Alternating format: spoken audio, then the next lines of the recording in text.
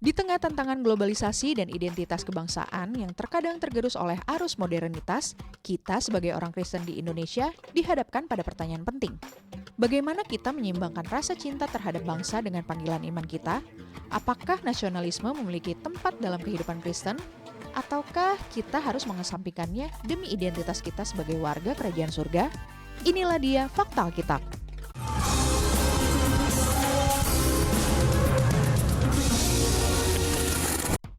Dalam memahami pentingnya menjaga keseimbangan antara iman dan cinta kepada bangsa, kita dapat melihat bahwa Alkitab memberikan banyak contoh tokoh yang dengan setia menjalankan tugas mereka sebagai pemimpin dan warga negara, sambil tetap memegang teguh iman mereka kepada Allah. Nehemia, pemimpin dengan jiwa nasionalisme yang sejati. Kisah Nehemia dalam Alkitab memberikan gambaran jelas tentang bagaimana iman dan nasionalisme dapat berjalan beriringan. Nehemia adalah orang Yahudi yang tinggal di luar Israel yang bekerja sebagai pejabat tinggi di istana Raja Persia. Nehemia begitu sedih dan berkabung ketika mendengar kabar bahwa tembok Yerusalem yang merupakan simbol kekuatan dan identitas nasional Israel telah hancur dan kota itu dalam keadaan rusak.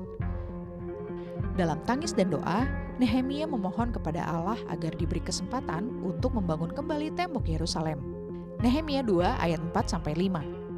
Dengan penuh iman, Nehemia meminta izin kepada Raja Artasasta untuk kembali ke Yerusalem dan memimpin proyek besar tersebut.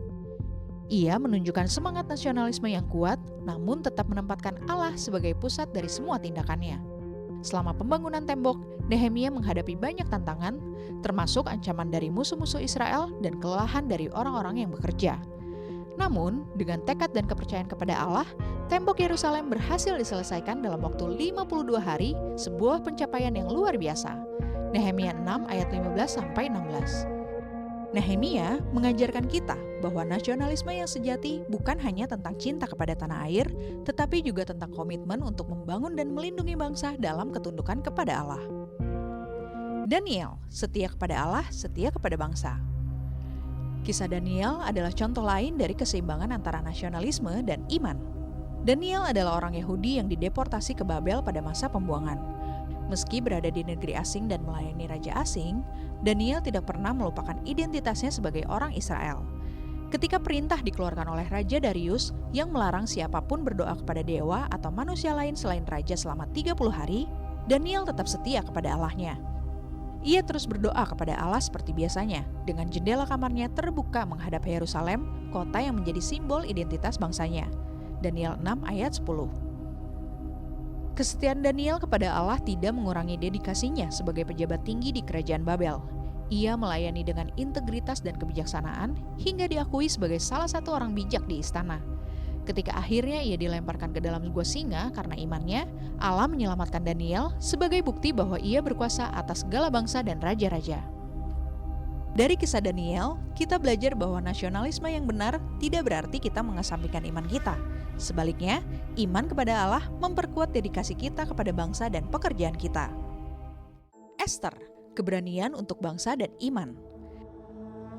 Kisah Ester adalah contoh lain dari bagaimana iman dan nasionalisme dapat berjalan seiring dalam kehidupan seorang pemimpin. Ester, seorang Yahudi yang menjadi ratu di Persia, dihadapkan pada dilema besar ketika rencana jahat Haman, seorang pejabat tinggi kerajaan, mengancam akan memusnahkan seluruh bangsa Yahudi. Meskipun posisi Ester sebagai ratu memberinya keamanan pribadi, ia memutuskan untuk mempertaruhkan nyawanya demi menyelamatkan bangsanya. Ester memohon kepada Raja Ahasiweros untuk membatalkan dekret yang memerintahkan pemusnahan orang Yahudi, meski ia tahu bahwa memasuki hadirat raja tanpa undangan bisa berakibat fatal. Semua pegawai raja serta penduduk daerah-daerah kerajaan mengetahui bahwa bagi setiap laki-laki atau perempuan yang menghadap raja di pelataran dalam dengan tiada dipanggil, hanya berlaku satu undang-undang, yakni hukuman mati. Hanya orang yang kepadanya raja mengulurkan tongkat emas yang akan tetap hidup. Ester 4 ayat 11. Keberanian Ester didorong oleh keyakinannya bahwa ia dipilih untuk waktu yang tepat ini untuk menyelamatkan bangsanya. Doa dan puasa yang dia lakukan bersama dengan umat Yahudi lainnya menunjukkan iman yang kuat kepada Allah. Ester berhasil menyelamatkan bangsanya dari ancaman genosida dan menunjukkan bahwa keberanian dalam iman dan cinta kepada bangsa dapat membawa perubahan yang signifikan. Kisah Ester mengingatkan kita bahwa Allah seringkali menempatkan kita dalam posisi strategis untuk membawa perubahan positif bagi bangsa kita, dan kita dipanggil untuk bertindak dengan iman dan keberanian.